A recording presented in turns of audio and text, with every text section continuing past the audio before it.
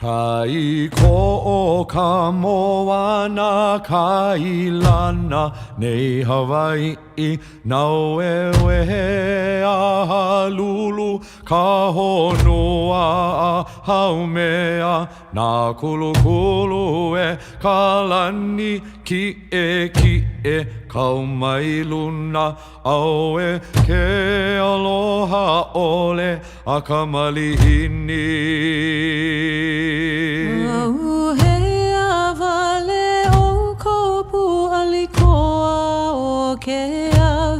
Me ko kamalala walula me ka kuhi hewa Alu mai pu alu mai me ko mano ka lani po Ka I mai ana me na ka ma ka hele lani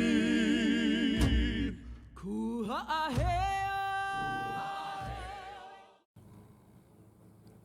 Well, here we are. We stay on the Akau side of the island. Akau, north. That's the north side, Akau. As we can see, today is a beautiful day. It's always a beautiful day over here.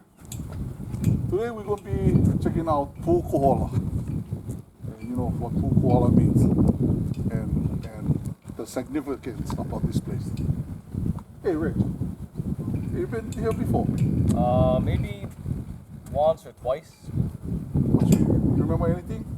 I remember the visitor center, and I remember the Heiau, the significance of the Heiau. We can talk more about that once we get inside. Yeah, we'll check them out. We can learn something. There's always something we can learn, especially over here. Plenty history. All right? Come. Hey, come on, man. We go. Check them out. Ho'oma kau.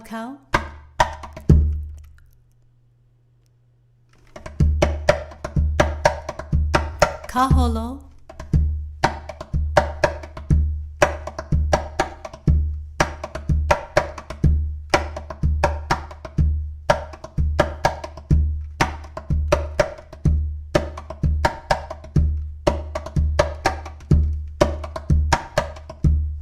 Hela.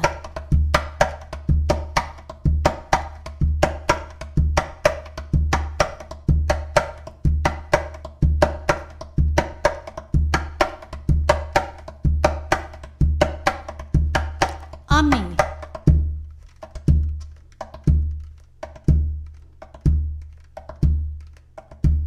Amihema.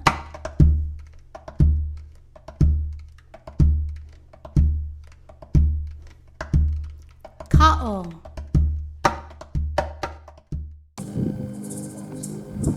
Ukohola Heiau National Historic Site is a cultural kipuka that stands high above the Kohala coast.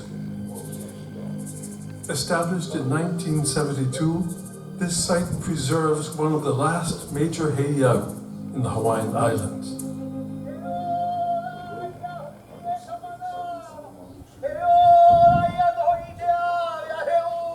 Every August at Pu'ukohola, we gather for an event called Ho'oku'ikai, which means to unify as one.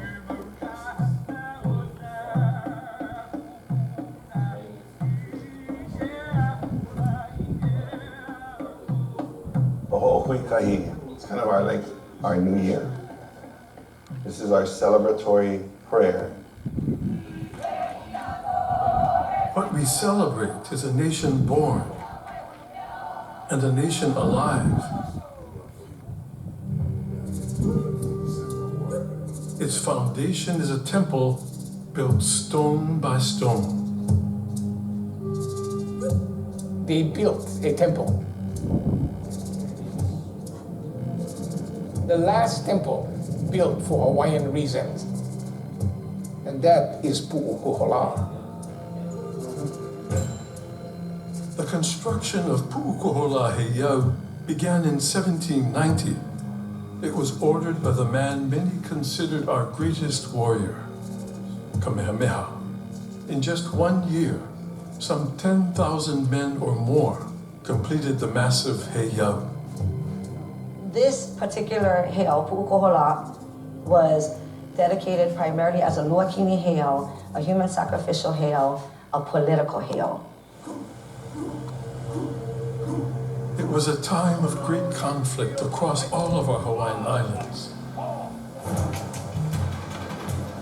Since his birth, it has been prophesied that Kamehameha would unify all of the islands. As a young warrior, Kamehameha was given stewardship of our war god, Ku Kailimoku, or Ku. Kamehameha dedicates Pu'ukohola to Ku. He hopes the heiau gives him spiritual power to unify the Hawaiian Islands. As our gods required, Pu'ukohola heiau is sanctified with the sacrifice of one of Kamehameha's foes. With the heiau now sanctified, Kamehameha's fleet of war canoes head northward toward the other islands. In time, all are defeated or submit to Kamehameha. In 1810, the Kingdom of Hawaii is established. Kamehameha becomes sole ruler and king. He was the supreme commander. He's the lonely one. What he says will make his people live or die. And that is a very lonely place to be. For the next century, Pu'ukohola heiau was also a lonely place to be. By 1960, the temple had become a crumbling and largely forgotten relic of old Hawaii. But the flames that once fired Pu'ukohola could never be extinguished.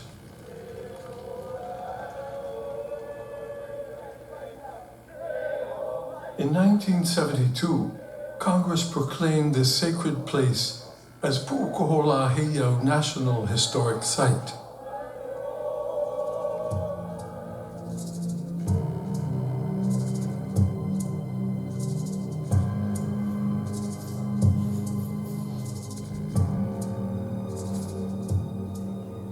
Today, Pu'ukohola Heiau honors a place born of vision and sacrifice. It's a place that is living. It belongs to our people. It belongs to a great king that helped to begin this process of unification. It allows you to be amongst all of these elements and understand those are the same elements that my ancestors stood in.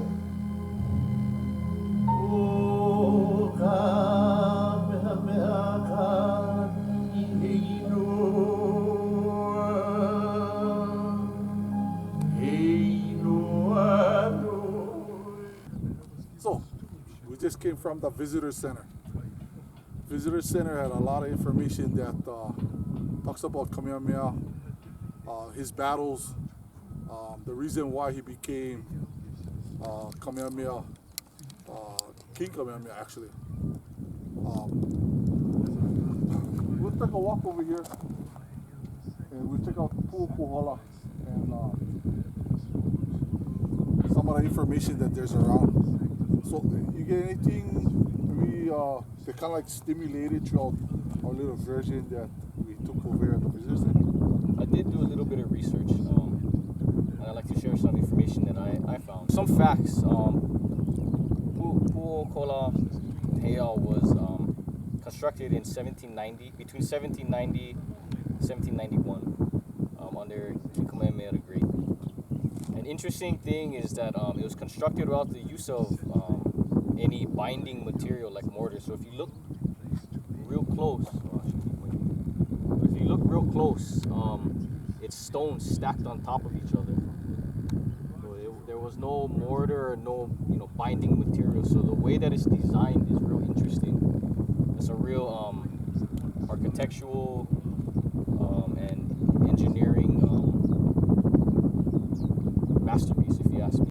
the size of the Heiau itself is measured at 220 feet by 100 feet, and there's some parts, there's 16-foot and 20-foot walls that encompass the area of the Heiau. And actually, this whole park sits on about 77 acres of land squared. So if you take a look around, you pretty much all this part is still considered part of the park and part of the Heiau itself. Main information. So let's continue. We'll check them out over there. We'll get closer so we can really see the magnificent building that the Hawaiians did. Okay, come on, let's go.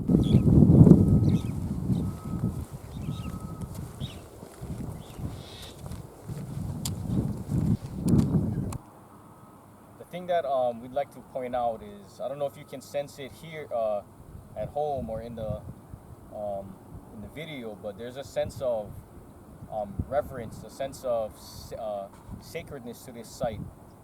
This is a major turning point in Hawaiian history when King Kamehameha the Great himself erected the Heiau. It was a direct declaration that he will be the one to unite the islands.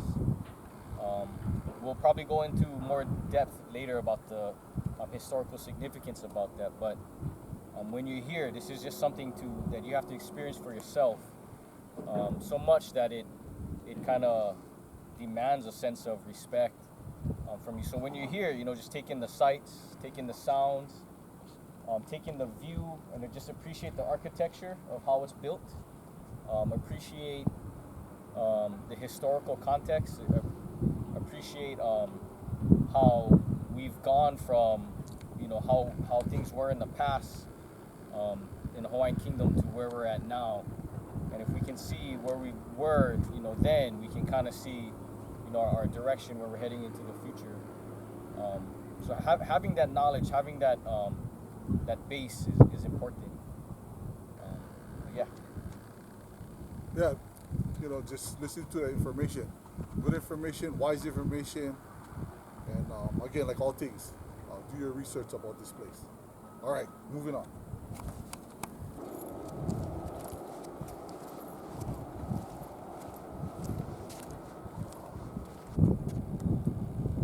Can you see what's in front of us? Can you see all this right here?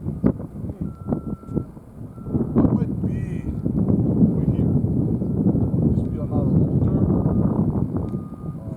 Could this be some kind of a battle area? What is it? Was it a training ground? Was it a training ground? It's an interesting area. It's because it took a little bit of the past at the time and the presence at the time to build this little area, because this was, as you can find out, for protection. But it's interesting about what had on top this one particular area that kind of changed the whole history of Kamehameha and why he was the greatest. You kind of know what it is, right? Are you sure? I don't know, but let's find out. I agree. Let's find out. Come on.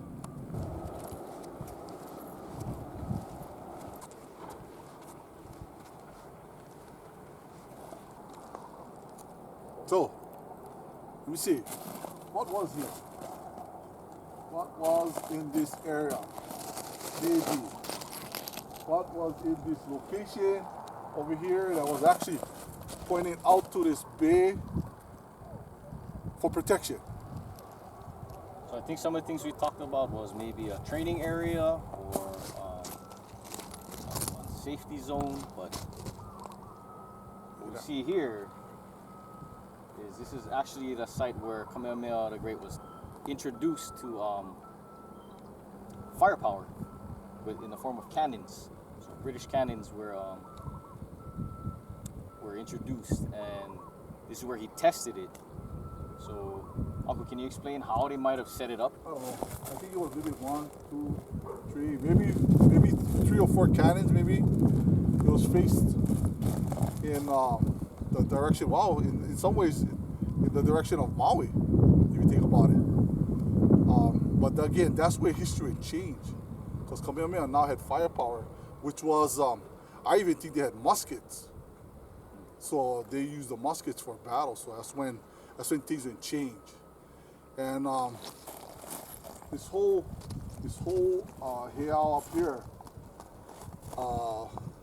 and Kamehameha's cousin Keoa was one big part of history and what happened in this bay with Kamehameha's cousin Keoa. But before we talk about anything else, I get this side note. And the side note is, I heard Kamehameha had long canoes, war canoes. They said it was anywhere from something all the way to 100 feet long. So my question is, what kind of wood were there? What kind of wood that the Hawaiians had that was long to use as 100-foot war canoes? In some answers that I had, it was like koa trees. They actually talked about a lot of local trees, and that would be the best guess. But I heard it was redwood trees. Redwood trees that drifted from the mainland or off the ships or whatever. And I cannot say that is the real answer. I just got them from the kupunas, who kind of like gave me the answer. So I'm not really sure if it's really been in the archives of the internet. But 100-foot long war canoes, the hull was redwood trees. And maybe that's how they got some of these cannons on it to support it because of the weight. Again, this was for cannons. This Heiau right here was for cannons. All right? So, stay tuned. Hela. There's more.